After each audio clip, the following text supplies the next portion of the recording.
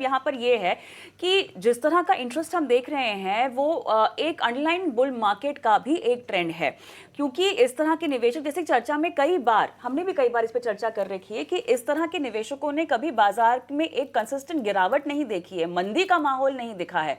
ये कितने तैयार होंगे अगर बाजार में एक लंबा दौर हम गिरावट का देख लें तो? अब गिरावट हो या ना हो ये तो कोई प्रेडिक्ट नहीं कर सकता, लेकिन फितरत तो बाजार की है, चढ़ता है तो फिर उतरता भी है, गिरता भी है। या आप ये कहेंगे कि हमारे बाजार इतने मैच्योर हो चुके हैं अब, जैसे कि एफआई की बिकवाली के बगैर भी हम काफी मजबूती से खड़े होने की यहाँ पर कामयाबी दिखा रहे हैं, तो बाजार में गिरावट हो लेकिन इतनी नहीं होगी जैसे हम पहले की साइकिल्स में देख पाए थे। क्या कहेंगे? नहीं, बाजार कभी भी, निवेशक कभी भी मैच्योर नहीं होता है। निवेशक केवल अपना कंडक्ट बदल सकता है। लंबे समय का पैसा अगर आप इक्विटी में लगाते हैं, धीरे-धीरे लगाते हैं, तो आपको घबराहट कम होगी, क्योंकि आप जो पैसा लगाए हैं, वो 3 महीने के बाद उसकी ज़रूरत नहीं है, तो आप उसके साथ टिक सकते हैं। अगर ये कम समय का पैसा लगा हो, आप उधार लेके पैसा लगा रहे हैं, तो आपके लिए बने रहना बड़ा मुश्किल हो जाता है। और ये जो 21,000 करोड़ का जो एसआईपी का बुक तैयार हुआ है, ये बहुत ही दिलचस्प चीज़ है, क्योंकि यहाँ पे मैं एक प्रोग्राम किया करता था इन्वेस्टर्स गाइड ईटी नाउ पे, और ये 12 साल तक करीब चल रहा था। और उस समय मैं एक पोर्टफोलियो चलाता था, और जब बाजार गिरता था तब से ही ये मुझे रुझान मिलना शुरू हो गया था कि लोगों के पत्र आते थे कि मैंने अपना 20% पैसा अब नहीं लगाता हूँ, ताकि जब इस तरह का मौका आए तो लगाऊं। तो बाजार के गिरावट में इस तरह के निवेशक को खुशी होती है। जब बाजार में कम समय का पैसा लगा रहता है, तब वो निवेशक निराश होते हैं, और लगातार अगर गिरता जाए, जैसा 2008 में हुआ था कि बाजार सेंसेक्स 2000 पॉइंट से 20,000 पॉइंट से घट करके 8,500 पे आया था, और डोमेस्टिक इन्वेस्टर्स, इंडिविजुअल इन्वेस्टर्स और विदेशी निवेशक सब भाग खड़े हुए थे। और इस तरह की गिरावट में जब लगता है कि बाजार अब खत्म होने वाला है, वैसी स्थिति की मुझे संभावना नहीं लगती है, क्योंकि जो निवेशकों का डाइवर्सिटी है वो बहुत बड़ा चीज है। लेकिन बाजार के गिरावट से मुझे नहीं लगता है कि इस उतार चढ़ाव से और निवेशकों के भागने के दौर से बचा जा सकता है, क्योंकि बाजार का एक भाग है जो कि जरूरी है, और शॉर्ट टर्मिज्म होता है, और वो भारी गिरावट कम समय में गिरावट के दौर में भागेगा। लेकिन जो अंडरलाइंग बुल रन का जो मुझे समझ में आया है कि पिछले 30 साल में बाजार को देखते हुए, कि अगर कंपनियों की अर्निंग्स बढ़ती है तो बाजार बड़े भारी तरीके से गिर करके और गिरा ही रहे, वैसी स्थिति आसानी से नहीं बनती है। एक वो दौर बढ़ा था, वो दौर था 1992 में बाजार सेंसेक्स पे 4,000 पॉइंट्स पे पहुंचा, और फिर 2004 में वो दोबारा 1992 से लेकर के 2004 तक वही स्थिति बनी रही। दोबारा उस पीक को अचीव करने में करीब 8-10 साल लग गया था। तो वैसी स्थिति जब कभी आपाधापी में बाजार किसी वजह से बढ़ जाता है, जो कि आर्टिफिशियल रीजन है, कंपनी की आमदनी बढ़ने की वजह से नहीं बढ़ रहा है। कंपनियां एक गोइंग कंसर्न है, ज्यादा कमाएंगी, दाम बढ़ेगा, और वो दाम डिफेंडेबल होगा। और उसमें अगर किसी तरह की गिरावट आती है, किसी बड़े कारण से वो अगर इम्पेयर्ड होता है, तो मुझे लगता है चाय कि क्या हुई गोल्डन को मेरी यार? खतरा है, और कोई पानी भी घर सस्टेनेबल चलाना खतरा पड़ेगा मतलब। निवेशकों के आने जाने से मुझे नहीं लगता। टैक्स पर भी सवाल पूछना बनता है।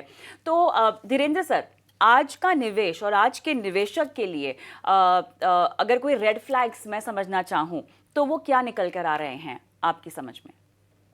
नहीं, वो जो रेड फ्लैग्स है वो ही आज से 20 साल पहले भी थे, आज से 10 साल पहले भी थे, और आज भी उनको उनका उस नियम का पालन करना चाहिए कि उधार लेके पैसा मत लगाइए, कम समय का पैसा इक्विटी में मत लगाइए। अगर आप एसआईपी कर रहे हैं तो बाजार के उतार गिरावट और बढ़त से बिल्कुल आप चिंतित ना होइए। निवेश करते जाइए, और ज़रूरत के हिसाब से पैसा निकालते भी रहिए। और अगर आपका पैसा जब बहुत भारी हो जाता है, इस डर से बचने का आपके पास एक सिंपल तरीका है कि आप कोई एसेट एलोकेशन का रूल फॉलो कीजिए, कि आपका 1/3 पैसा, 1/4 पैसा आपका फिक्स्ड इनकम में होगा, जब पैसा आपका कोई खासा रकम हो जाए। क्योंकि अगर आपने पैसा धीरे-धीरे लगाया है, 10,000, 20,000, 50,000 करके आपने जोड़ करके अगर 1-2 करोड़ रुपए किया है, जिसपे कि आपकी ज़िंदगी का इम्पोर्टेंट गोल्स उस पे निर्भर करता है। और उस पैसे का अगर पूरा बाजार में लगा हुआ है, और उस पैसे में जब भारी गिरावट दिखती है, तो लोगों के लिए चिंतित होना, विचलित होना, और घबराहट में एक्ट करना बहुत ही नेचुरल रिएक्शन होता है। वो बहुत सारे लोग स्पेकुलेट नहीं कर रहे हैं, लेकिन उसके बाद तो और उस समय एसेट एलोकेशन का कोई रूल फॉलो नहीं करना ताकि आप उसका फ़ायदा उठा पाएँ, आप रीबैलेंस कर पाएँ और उतनी घबराहट नहीं हो, आप अपने आपका पोर्टफोलियो स्टेबल रहे। और जैसा वरुण बता रहे थे कि लोग आज के दिन पिछले 5 साल के बुल रन का ये नतीजा है कि लोग इंटरेस्टिंग फंड्स नैरो फंड्स, कम डाइवर्सिफाइड फंड और कम डाइवर्सिफाइड फंड अक्सर अच्छा करते हैं क्योंकि और निवेशकों का एक खासा शौक है कि हाल-फिलहाल का जो अच्छा प्रदर्शन है उसका लोग पीछा करते हैं, जो कुछ भी अच्छा किया और इसका एक नतीजा ये होता है कि नए निवेशक को इसमें बहुत निराशा होती है। हमने पिछले 20 साल में देखा है कि जब कभी कोई चीज़ बहुत अच्छा करता है, तो वैसे फंड आते हैं, लोग उसका पीछा करते हैं और तब उन्हें निराशा होती है क्योंकि वहाँ उस पीछा करने का ही बहुत सारे निवेशकों का नतीजा होता है कि वहाँ गिरावट होती है। बाज़ार का हर भाग साइक्लिकल है और ये रूल्स और ये जो प्रिंसिपल्स हैं और इनको वायलेट नहीं करना चाहिए। धीरे-धीरे पैसा लगाइए, लंबे समय का पैसा लगाइए और जब पैसा बढ़ जाए तो एसेट एलोकेशन का रूल तुरंत इम्प्लीमेंट कीजिए। शुरू के साल में मत कीजिए क्योंकि आपके पास लूज़ करने को नहीं है, बाज़ार गिरे तो खुश होइए कि आपका पैसा सस्ता लग रहा है। वरुण, आपसे एक सिंपल सवाल जानना चाहेंगे कि आज जागरूकता की हम बात कर रहे हैं। जागरूकता का मतलब होता है नॉलेज एंड अवेयरनेस। जब नॉलेज एंड अवेयरनेस आ रहा है तो आपको क्या लगता है कि निवेशकों को भी आत्मनिर्भर होना चाहिए? भाई सब आत्मनिर्भरता की बात कर रहे हैं, तो क्या निवेशकों को भी आत्मनिर्भर होना चाहिए, डायरेक्ट स्कीम्स की तरफ ज़्यादा फोकस करना चाहिए? उनकी जो नॉलेज है उससे अवेयरनेस आ रही है, और अवेयरनेस अगर आती है तो खुद का काम करें, डिस्ट्रीब्यूटर को ना रखें। वरुण, एक कॉम्प्लिकेटेड सवाल है, आप हाँ बोलेंगे तो फंसेंगे, ना बोलेंगे तो फंसेंगे, सोच के जवाब दीजिएगा। आंसर इस पे बिल्कुल क्लियर है। देखिए, मैं आपको अपना बैकग्राउंड बताता हूँ। मैं खुद एक म्यूचुअल फंड एडवाइजर था बिफोर, जब मैं ग्रो में आके मैंने पूरा म्यूचुअल फंड डिस्ट्रीब्यूशन और अभी एएमसी सेटअप किया। देखिए, मेरा विश्वास इस बात पे है कि सभी निवेशकों को किसी ना किसी समय पे एडवाइस की जरूरत पड़ती है। देखिए, आप अभी क्या है कि कई तरह के इन्वेस्टर्स हैं जो अभी आप छोटा अमाउंट अगर इन्वेस्ट करेंगे, एसआईपी कर रहे हैं, मान लीजिए 1000-2000 की है, आपका 1 लाख का ही पोर्टफोलियो है और वो आपका लेस देन 10% आपका ओवरऑल पोर्टफोलियो, तो आप शायद डायरेक्ट में करते रहें, अपने आप करते रहें। और कई निवेशक होते हैं जो इसमें काफी एडवाइस लेके, मतलब काफी जानकारी अपने आप इकट्ठा करके खुद ही डायरेक्ट करते जाते हैं।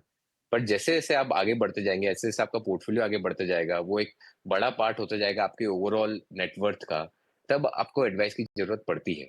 और मुझे लगता है इसलिए ही हमारे एडवाइजर्स बहुत उस समय हमारे एडवाइजर्स बहुत इंपॉर्टेंट रोल प्ले करते हैं। हमारे पास म्यूचुअल फंड में करीब 80,000 के करीब एडवाइजर्स हैं ऑल ओवर इंडिया में। वो नंबर अभी थोड़ा धीमे धीमे बढ़ रहा है, पर मैं चाहता हूँ कि नंबर बहुत तेजी से आगे बढ़े। और मुझे लगता है कि एडवाइस की ज़रूरत है, एडवाइस लोगों को लेना चाहिए। आप जहाँ से भी एडवाइस ले सकें, अपने एडवाइज़र से कंसल्ट करिए। हो सकता है कि कुछ आपके फैमिली में भी कुछ लोग होंगे, पर एडवाइस मुझे लगता है हमेशा लोगों को अपने निवेश के बारे में लेते रहना चाहिए।